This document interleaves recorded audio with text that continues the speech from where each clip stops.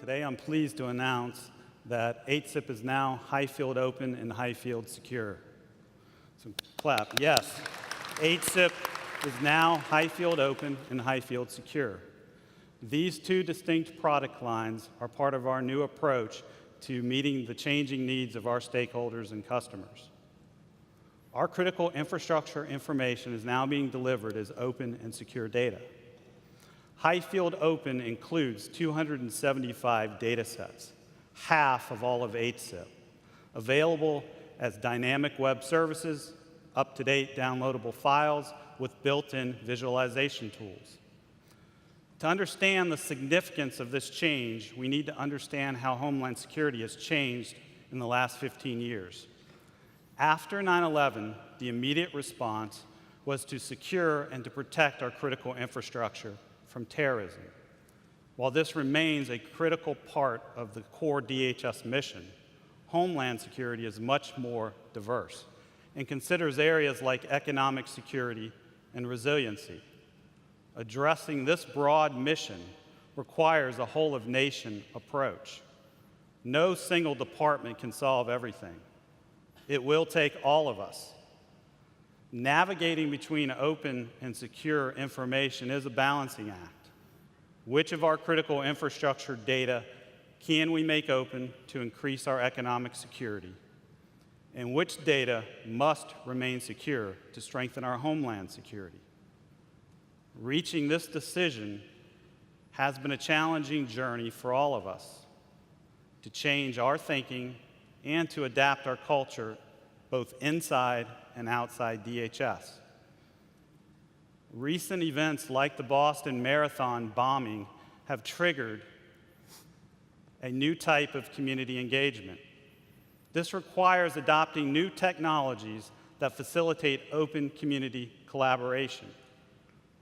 We continue to deliver secure services to government and first responders. But we must also enable greater community access to our content. We used to ship DVDs. Right. Now we use dynamic web services that are updated from the source. Rather than me talk further, let me turn it over to Mike Donnelly, our DHS HIFLD program lead and geospatial data architect. Thanks, David. So this is HIFLD Open, what we used to call HSIP Freedom.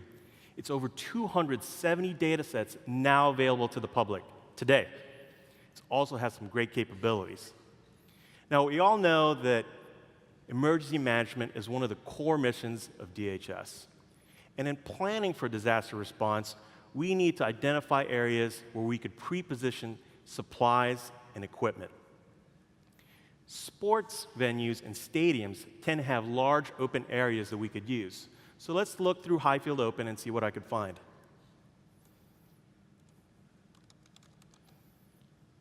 So I was able to quickly find major sports venues data in HIFLD Open.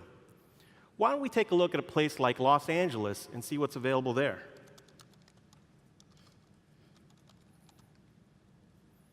So there's several sports venues in the Los Angeles area, but I want to know which sports venues have the largest capacity. So changing the symbology here in the preview map, I could easily see that the darker colored dots are the stadiums with larger capacities, such as this one in downtown LA. This is great. Now that I've seen this data, how do I access it, share it, or use it? Well, one way is through services. I can access these services so that developers can use this for their web apps, make sure their data is always up to date. Analysts can also download the data in case they want to do any type of modeling, analytics, or if they want to burn the data onto a DVD again, they could do that. Now, another core mission of DHS is actually infrastructure protection. And to that end, HIFLD has supported this by collecting fuel station data for the entire country.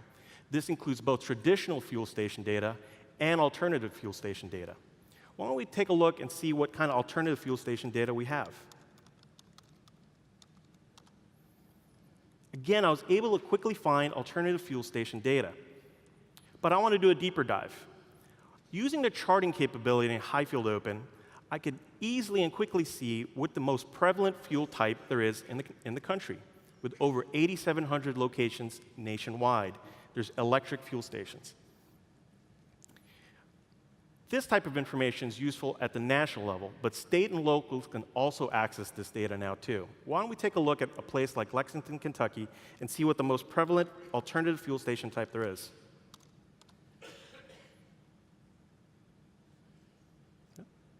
So here in Lexington, it looks like E85 is the most prevalent alternative fuel station type. Now, this type of information is useful for state and local planners, not just for disaster resiliency, but they can actually start using this now for their economic growth and urban planning. These are just two samples of data now available on HIFLD Open. DHS private sector partners can also start accessing this data. Partners like CSX Railroad can use this data for their disaster resiliency and economic growth and planning. They can access cell tower coverage areas under the communications theme, or if they wanted to see what refrigerated food warehouses are along their railroads in case they need to pick up produce or goods, that's available in the food industry theme. They can also access the National Flood Hazard Database from FEMA under the National Flood Hazard theme. This is just a fraction of the data and capabilities we are making available today through HIFLD Open, and we're excited to bring it live. Now, to talk about the rest of HIFLD, let me turn it back over to David. Great. So, providing authoritative, trusted, and open data is fundamental to the DHS mission. Arcgis Open Data supports our business processes and supports mobile and web access.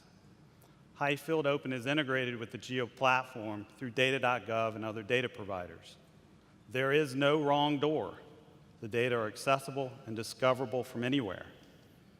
HIFLD Open marks an evolution in DHS information sharing. We have an opportunity to be open and secure, to empower citizens and communities, to support local law enforcement and first responders, businesses, and the private sector. Homeland Security requires a whole-of-nation approach. I invite you to join us in building a transparent and collaborative ecosystem for sharing information across our nation.